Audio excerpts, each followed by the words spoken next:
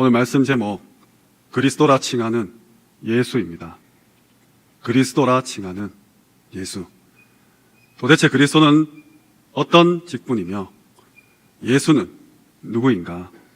오늘 함께 말씀을 나누면서 다시 한번 내가 그리스도인이구나, 하나님 자녀구나, 내게 맡겨진 사명은 어떤 것이며 나는 지금 어떠한 일을 하는 그런 미션을 받은 자이며 그러므로 나는 지금 어떤 생각을 해야 될지 함께 은혜 나누며 또 포럼하며 우리의 각인과 뿌리와 체질이 바뀌기를 소원합니다.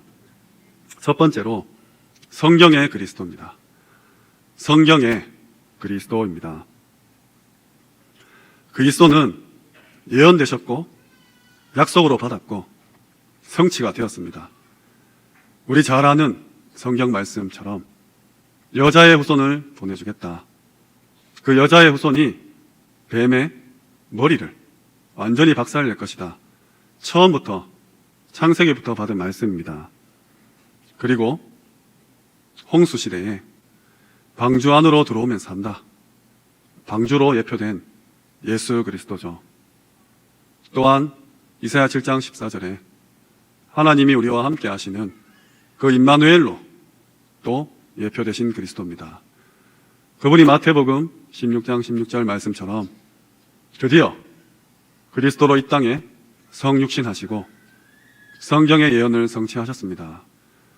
구약에는 이 사실 하나 알리려고 광야길 40년 가운데 절기도 허락하셨죠. 1년에 한 번은 이 그리스도를 생각하라고 유월절, 오순절, 수장절을 허락하셨습니다. 너를 구원하겠다. 너를 인도하겠다. 네가 죽어도 보장해 주겠다고 성경의 절기를 통해서 이스라엘 백성을 향해 이야기하고 계십니다. 다 이미 약속으로 주신 거고 성취된 내용이에요. 그러면 이 그리스도의 비밀이 무엇입니까? 세상 그 어디에도 알려주지 않는 비밀 중에 비밀. 나는 죄인으로 태어났고 이대로 살다가는 지옥 같은 삶을 살다가 지옥 갈 수밖에 없는데 하나님이 은혜 주셔서 우리나라와 전혀 상관없는 저 이스라엘 땅에 그리스도를 보내시고 그것도 2000년 전에 보내셔서 내가 그 그리스도를 믿고 내 마음에 영접하면 선지자 되신 그리스도가 나를 하나님 만나게 하시고 제사장 되신 그리스도가 나의 모든 억만 죄들, 내가 앞으로 지을 죄까지도 완전히 해결하시고 왕으로 오셔서 죄를 짓고 죄를 또 지을 수밖에 없는 그 속임수를 가져다주는 악한 사탄을 완전히 결박하셨구나. 이것이 그리스도가 하신 일이구나. 비밀 중에 비밀이죠. 똑똑한 사람, 돈 많은 사람, 훌륭한 사람에게 아무리 설명해봤자 도저히 납득이 되지 않는 비밀 중에 비밀입니다. 이것이 지금 내가 이 자리에 앉아서 듣고 있는 이 순간에 전혀 거부감이 없다. 우리가 머리가 약간 이상한 거 아니면 하나님 자녀겠죠. 우리나라 사람도 아니고 지금 현대에 있는 사람도 아니고 그냥 책 속에 어쩌면 허구일지도 모르는 그런 문장 속에 있는 그리스도인데 그분이 나의 주신 되시구나. 그분이 정말 이 땅에 오셔서 나를 대신해서 죽으셨구나. 나는 이제 그분 믿음으로 하나님 자녀가 되었는데 이제 내 이 땅의 삶은 나를 위함도 아니요 우리를 위함도 아니요 내 가족과 내 친척을 위함도 아니요 2, 3, 7가 5천 종족에 가서 이 사실을 전해야 되겠다. 불신자가 볼 때는 정말 기가 막힌 소리입니다. 근데 믿어지시잖아요. 우리가 무슨 북한처럼 세뇌 교육 당한 것도 아닌데 자발적으로 은혜 받아서 이 자리에 나와 계시지 않습니까? 여기 안 나오면 무슨 손해를 받는다든지 내가 불이익을 당한다든지 누가 총칼로 위협하는 것도 아닌데 이렇게 그리스도의 복음을 듣고 싶어서 이 자리에 나온 것 자체가 비밀 중에 비밀이죠. 그러면 이 그리스도의 비밀을 어떻게 누립니까? 하나님 자녀 되면 됩니다. 로마서 10장 9절에서 10절 말씀처럼 마음으로 믿고 입으로 시인하고 요한복음 1장 12절처럼 영접하면 자녀가 되는 권세를 주십니다. 이 얼마나 큰 은혜입니까? 아무 노력 없이 아무 공로 없이 그 어떤 대가나 헌신도 없이 그냥 믿으면 된다니까. 근데 그 믿음도 우리의 의가 아닙니다. 하나님이 은혜로 주신 선물이라고 성경에 기록되어 있습니다. 성경의 그리스도, 이 완벽한 각본대로 정확한 시간표에 오셔서 정확하게 그 사명을 감당하시고 죽으시고 부활하셔서 승천하셨습니다. 우리는 하나님 자녀예요. 그 신분과 권세를 가진 어마어마한 영적인 존재입니다. 성경의 그리스도, 이 비밀, 이 체험, 70억 인구 가운데 감히 누가 누릴 수 있겠습니까? 과연 몇 명이 내가 영적인 존재이며 내가 그리스도 아니면 전혀 희망이 없는 그런 죄인이며 내가 그리스도를 믿어야 살 수 있다고 의식을 하겠습니까? 생각을 하겠습니까? 지금 당장 이 앞에 나가서 소리친들 과연 몇 명이 아이고 그래 내가 죄인이었습니다. 하나님 용서해 주시고 그리스도로 구원해 주옵소서 돌아오겠습니까? 허무맹랑한 이야기로 정신 나간 이야기로 바뀌었죠. 근데 성경은 분명히 예언했고 그 예언은 성취되었습니다. 그 증거로 우리가 여기에 앉아 있고 그렇다면 나는 하나님의 자녀로서 이제 해야 될 일들이 있는 것이겠죠. 아무 이유 없이 하나님이 나를 구원하시고 이 뜬구름 잡는 것 같은 이야기를 믿게 하시고 구원 주시고 천국을 보장한 것은 분명히 아닐 겁니다. 성경에는 흐름이 있어요. 그리스도를 설명하기 위해 7번이나 재앙을 보내신 하나님은 반드시 그리스도를 우리에게 각인시키고 이 땅의 복음을 증가하기 위해서 모든 수단과 방법을 동원하셨습니다. 인간을 짓자마자 타락했을 때, 창세기 3장 문제에 빠졌을 때 여자의 후손 약속하셨습니다. 또 타락하죠. 또 네피림으로 타락했을 때 방주를 약속하십니다. 좀 잘 사는 것 같으니까 이제 우리의 이름을 내자, 성을 높이 쌓아서 높이 올라가 보자 하는 인간들에게 하나님은 약속의 땅 가나안을 허락하십니다. 포로로 갔습니까? 정말 절망 가운데 갔습니까? 노예와 속국으로 완전히 저주재앙을 당했습니까? 출애굽 피언약을 주시고 그루터기 약속하시고 임마누엘 약속하시고 그리스도를 직접 보내셨습니다. 그리스도가 국교로 공인되고 모든 것이 이제 끝났구나 싶었는데 또 중세시대 타락을 하죠. 하나님은 마틴 루터를 통해서 의인은 오직 믿음으로만 산다, 또다시 이 그리스도를 증거케 하십니다. 지금은 어떻습니까? 세계 모든 종교가 통합이 되고 예수 믿는 사람들만 예수쟁이다고 개독교다고, 지금 우리 237 프로젝트도 보면 볼수록 각 모든 나라에 기독교 인구만 감소하고 있습니다. 포스트 코로나 시대, 이제 4차 산업 이후의 시대들, 허무맹랑한 다른 나라의 그런 역사를 믿는 그런 우리들이 아니라 하나님은 오늘도 그리스도, 하나님의 나라, 오직 성령으로 성경의 그리스도를 우리에게 증명하고 계십니다. 이래 결국은 다 들었다 했어요. 그래서 오늘 성경적으로 오신 그 그리스도가 내게 개인화되고 사실화되고 정말 체험되는 시작이 되기를 소원합니다. 두 번째로 역사의 그리스도입니다. 역사의 그리스도입니다. 오늘 읽은 본문 마태복음은 신약 성경 처음 시작되는 부분이죠. 아브라함과 다윗의 자손 예수 그리스도의 계보라. 예수 그리스도의 역사가 시작되었습니다. 오늘 17절에도 14대, 14대, 14대라. 역사적으로 사실이란 말이죠. 그리스도라 칭하는 예수가 나실 것이고 그것은 과학적이고 객관적이고 사실이라는 말입니다. 근데 이 성경을 믿지 않는 많은 사람들이 역사적으로 많이 반박을 하고 있습니다. 성경에 진보는 없죠. 성경에 원본은 없습니다. 십계명도 그렇고 노아 방주도 그렇고 노뱀도 그렇고 언약궤도 그렇고 하나님이 다 가져가셨어요. 우상이 될까봐. 성경책 또한 마찬가지죠. 이거 필사본입니다. 근데 그동안 유명한 작품, 정말 기감이 되는 그런 책들, 이 사본들이 고고학자들, 또 신약학자들, 또 많은 성경의 학자들이 연구해 봤을 때 성경책만큼 진본과 사본의 그 기간이 짧은 게 없다는 거예요. 가장 오래된 사본이 로마에서 지어졌던 3세기경이랍니다.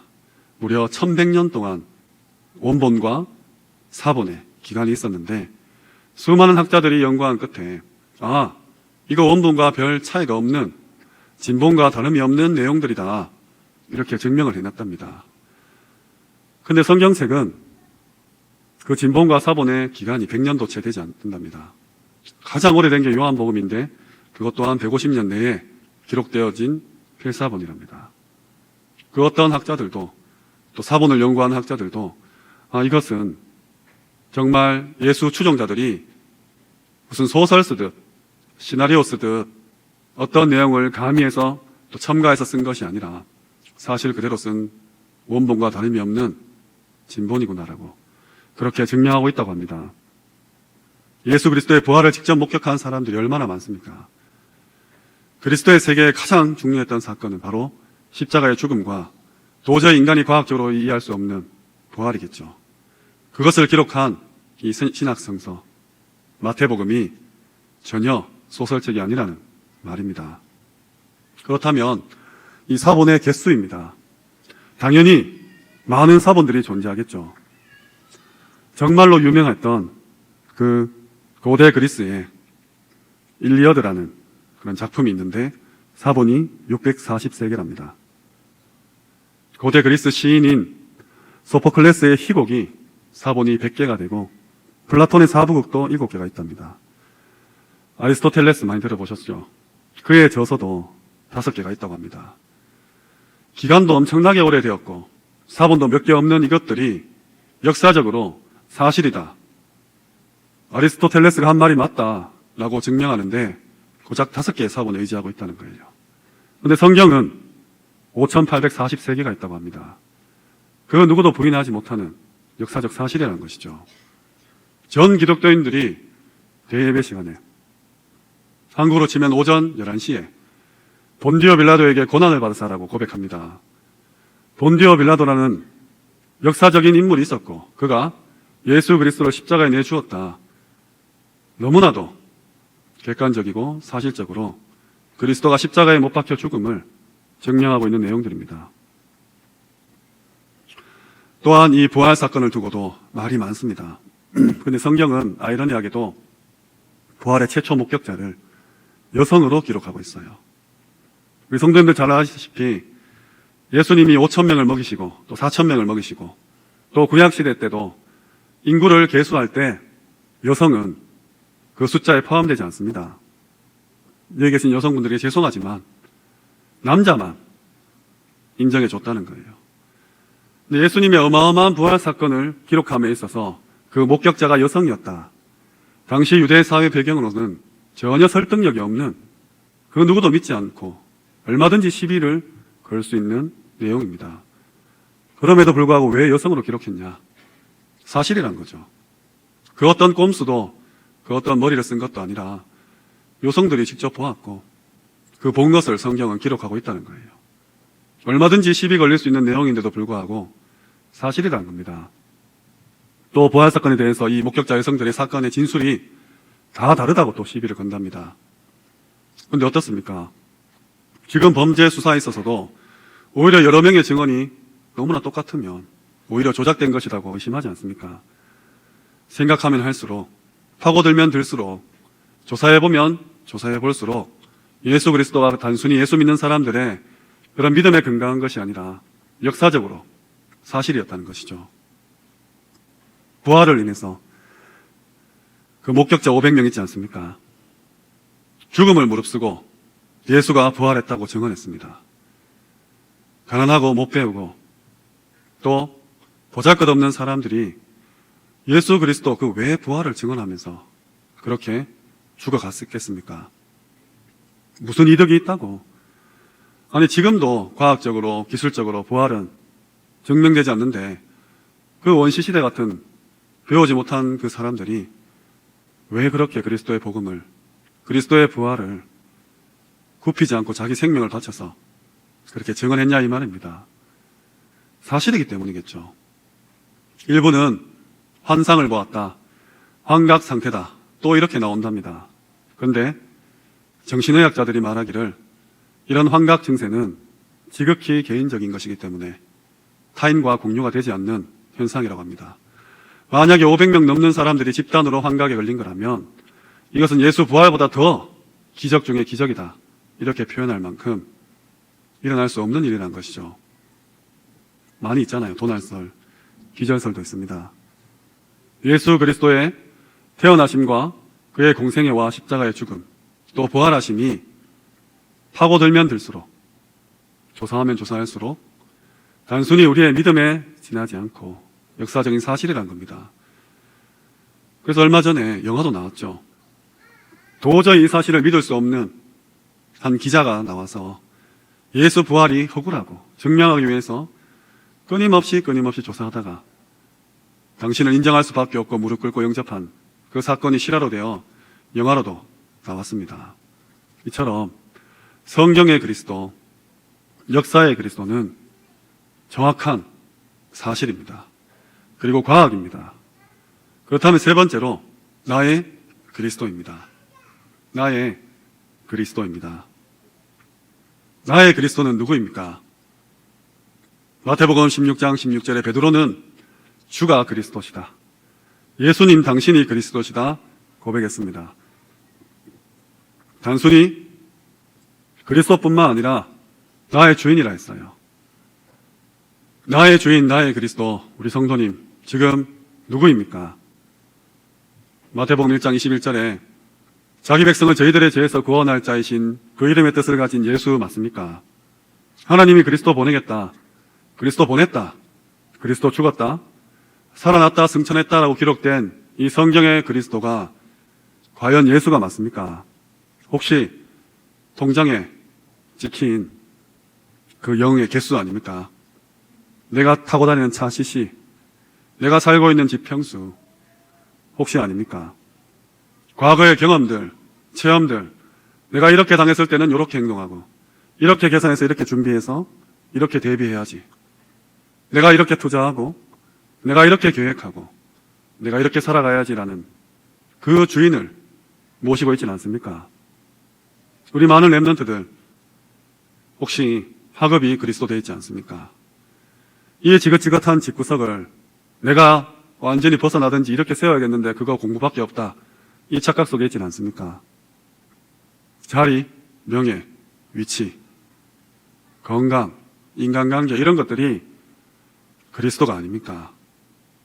모든 문제 해결자인 그리스도가 혹시 돈이 아니냔 말입니다. 내 자리나 위치가 아니냔 말입니다. 내 얄팍한 경험과 계산이 아니냐는 말입니다. 정말로 오늘 한번 깊게 생각해 보시고 결단하셔야 됩니다. 다 아는 내용이에요. 근데 순간순간 선택과 판단 앞에서 과연 예수가 그리스도가 맞습니까? 그리스도라 칭하는 예수가 나의 주인이 맞냐 이거죠. 혹시 우리 많은 부모님들, 내 자녀가 혹시 그리스도가 아닙니까? 세계복음화를 위한 나의 후대가 아니라 나의 후대를 위한 세계복음화가 아니냐 말입니다. 내 자녀가 성공해서 세계복음화 해야 된다는 그 생각으로 그리스도 자리에 눈에 넣어도 아프지 않을 내 자녀를 갖다 놓진 않았냐 말입니다. 그러면서도 모른 채 그저 세계복음화 하고 있지 않냐 이 말입니다. 오늘 꼭 점검하시기 바랍니다. 별 차이 아닌 것 같습니다. 근데 완전히 다른 내용이에요. 성경을 말하는 듯한 천주교가 결국 두고 보시면 가장 적그리스도로 우리와 대적하게 될 것입니다. 교묘하게 비슷하게 틈을 타는 악한 사탄은 그리스도 외치게 해놓고 그 자리에 우상을 놓게 만들죠. 그래서 성경의 그리스도, 역사의 그리스도, 나의 그리스도가 오늘 하나님이 보내신 예수이기를 소원합니다. 말씀을 맺겠습니다. 그리스도라 칭하는 예수, 그리스도라 칭하는 예수입니다. 예수님 믿어야 돼요. 예수라 이름 가진 사람이 뭐 한둘입니까? 그리스도로 오신 그 예수를 나의 주인으로 삼으셔야 됩니다. 이 자리에 전부 구세주로는 모셨을 거예요. 근데 주인에 대해서는 한번 생각해 보셔야 됩니다. 죽어서 천국은 가지만 이 땅 살면서 내가 나의 주인이 아니냐 이 말입니다. 창세기 3장이죠.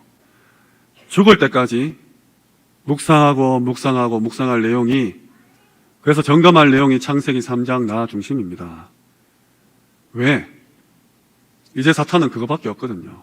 나를 넘어뜨릴 수 있는 방법이 나 중심에 빠뜨리는 것밖에 없습니다.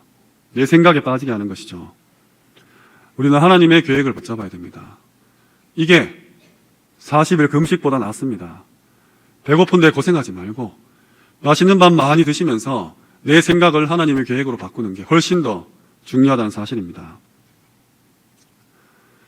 가끔 가다가 엉뚱한 말 들으실 때 있죠. 상처받으실 때도 있습니다. 아니 이게 뭐지? 이거 뭐하는 녀석이지? 이런 분 많이 있을 겁니다. 어떻게 해야 됩니까? 별 고민 안 해도 이런 답이 나와야 됩니다. 아, 저 말한 거, 저 사람 저렇게 생각하는 거, 그거 그 사람 생각이다. 그리고 그 사람을 바라보며 내가 맞다 틀리다 판단한 것 또한 내 생각이다.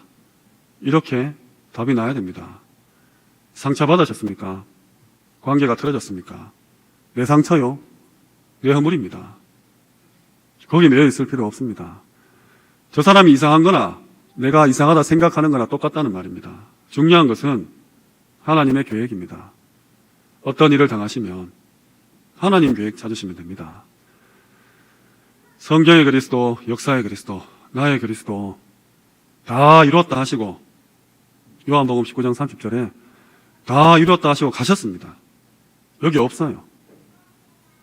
이제 우리 혼자 남은 겁니다. 어떻게 하시겠습니까? 어떻게 신앙생활 하시겠습니까? 순간순간 말도 안 되는 일들이 일어나는데 내 상식으로는, 내 경험으로는 이해할 수도 없고 품을 수도 없고 용서할 수도 없는 일들이 하루에도 12번이나 일어나는데 어떻게 하시겠습니까? 그리스도 다 맞다 했잖아요. 모든 문제 해결자라고 막 고백하고 은혜 받고 말씀 받고 전도하고 2, 3, 7, 5천 정도 가자 난리인데 내 마음은 지옥인 거예요. 왜? 내 자존심이 도저히 허락지 않는 겁니다. 내 경험상, 내 판단상, 내가 가진 윤리 도덕상 도저히 품어줄 수 없는 겁니다. 거기서 다 날아가 버리죠.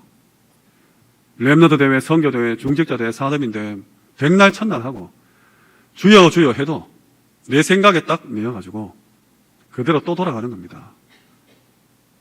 명심하시기 바랍니다. 악한 사탄은 예수님도 시험했어요.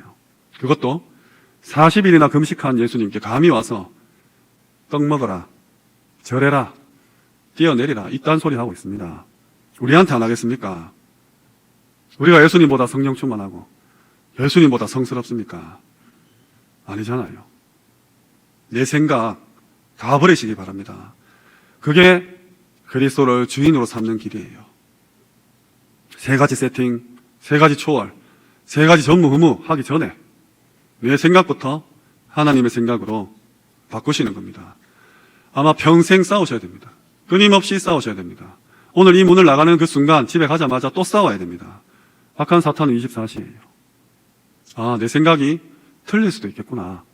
내 경험이 그때는 맞았는데 지금은 다를 수 있겠구나라고 생각하는 게 기도예요. 이걸 순간순간 생각하는 게 24시입니다. 사단으로 절대 틈타지 못하도록 내 생각을 아예 버리시기 바랍니다. 저건 무슨 소리야? 맞는 소리입니다. 저건 뭐 하는 놈이야? 맞는 사람이에요. 나는 아닌데 하나님이 맞으면 어떡하겠습니까? 베드로가 나와가지고 다른 이로서 구원 얻을 수 없다 했을 때 법정에서 얼마나 큰 소동이 나왔습니까? 그때 하잖아요. 저 사람 낫더라. 하나님이 일으킨 거면 우리가 오히려 하나님을 대적하는 꼴이 된다. 그래서 베드로 풀려났지 않습니까? 성경이 이미 얘기했습니다. 예수 그리스도 오셨고 죽으셨고 부활하시고 가셨습니다. 뭐 없습니다. 이제 그가 주신 약속대로 만민 땅끝 모든 족속에게 어린 양에게 가면 됩니다. 그리스도라 칭하는 예수가 오늘 우리에게 주인 되시기 바랍니다. 하나님의 시간표예요. 내가 그 소리를 들은 것도 하나님의 시간표요. 이런 일들이 일어나는 것도 하나님의 시간표예요. 다 지나갑니다. 저 벌레만도 못한 시므이가 다윗을 조롱하는 것도 하나님의 시간표예요. 아비새가 죽이려고 했는데 다윗이 말린 것도 하나님의 시간표를 보았기에 할 수 있었던 행동입니다. 영원한 것 언약밖에 없습니다. 일희일비하실 것 전혀 없어요.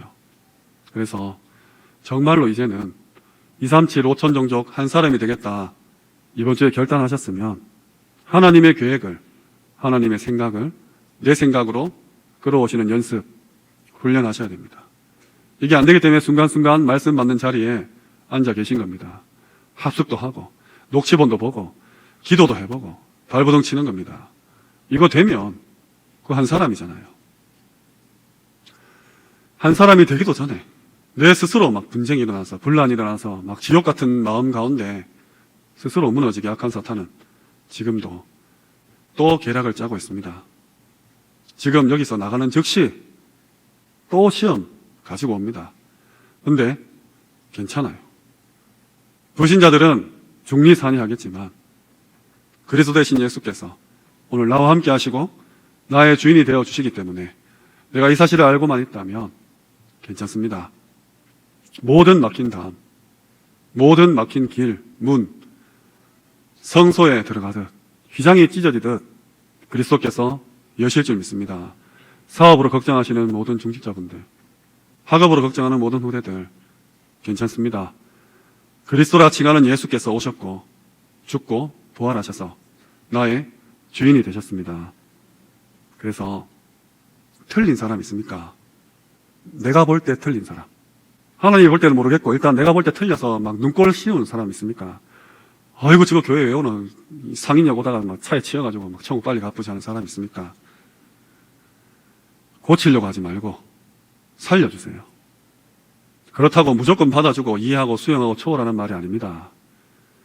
그 영혼이 불쌍하다면 틀린 거 알면 뒤에서 눈물로 기도하는 게 인지상정 아닙니까? 신앙 양심이에요.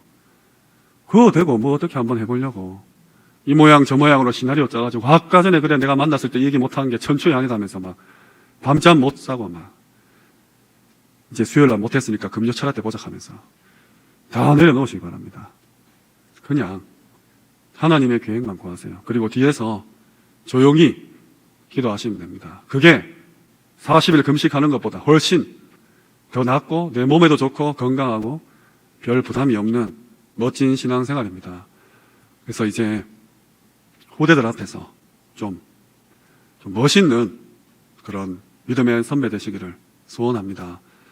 말로만 237, 5천 종족 할 것이 아니라 내 안에서 일어나는 작은 부분부터 내가 나 하나도 못 이긴다면, 나 하나도 그리스도로 못 세운다면 어떻게 하나님이 내게 우리 옆집 이웃을 맡기겠습니까? 정말 기도하셔야 됩니다. 지금 어떤 면에서는 좀 큰일이 아닌가 할 정도로 걱정되는 부분들이 많습니다. 전도 어떻게 하시겠습니까? 우대한테 전도 어떻게 가르치겠어요? 저는 하나교회 만나서 귀하신 목사님분들 만나서 훈련 잘 받고 그냥 제 성실로 현장에 행복하게 시기를 보냈어요. 만나고 싶으면 만날 수 있었고 이야기하고 싶으면 내가 약속 잡으면 됐었습니다. 근데 이제 아니에요. 20가지 전도 전략, 다락번부터 시작되는 이 부분들 어떻게 후대한테 설명하겠습니까? 만나야 되는데 한 번도 가보지 못한 길입니다. 불신자도 코로나 이전, 코로나 이후로 시대가 나뉜다고 해요. 전도 어떻게 설명하겠습니까? 237 어떻게 설명하시겠어요? 유 목사님도 아마 처음 가보는 길 아니겠습니까? 부산 전 지역을 다녔는데 이제 이 경험들이, 이 증거들이 지금 우리 전도사님들한테 같이 따라다니면서 설명하면서 보여줄 수 없는 그런 시대가 되었습니다. 우리 전도사님들 신학교 한 번도 안 가보고 졸업할 수도 있어요. 캠프 한 번도 안 하고 졸업할 수 있습니다. 그럼 그 전도사님들이 키우는 후대들 어떻게 하시겠습니까? 한두 가지 문제가 아닙니다. 그런데 지금 내가 내 생각과 싸우고 있다. 내 자존심 때문에 상처받고 울고 있다. 정말 하나님 보실 때 통탄할 일입니다. 역사의 그리스도, 성경의 그리스도, 나의 그리스도 정말 237로 5천 정적으로 증거될 수 있도록 나의 모든 올무와 함정과 틀을 깨고 각인뿌리 체질을 바꾸시고 이제 미디어를 활용해서, 플랫폼을 활용해서, 컨텐츠를 활용해서 어떻게 할 것인가 생각하셔야 돼요. 벌써 메시지는 눈에 안 보이는 부분을 얘기하고 있습니다. 하나님의 형상, 영혼, 말씀의 생명력, 보좌, 시공초월, 237의 빛. 손에 잡히십니까? 나, 업, 교회. 눈에 보이시냐고요. 이제 창세기 3장에서 빨리 나오셔서 이 부분을 두고 영적 전쟁하시기 바랍니다. 그래서 정말로 237 치유 서비스의 지도자로 서시고 단 한 사람이 되셔서 오고 오는 후대에 증인으로 서시기를 주님의 이름으로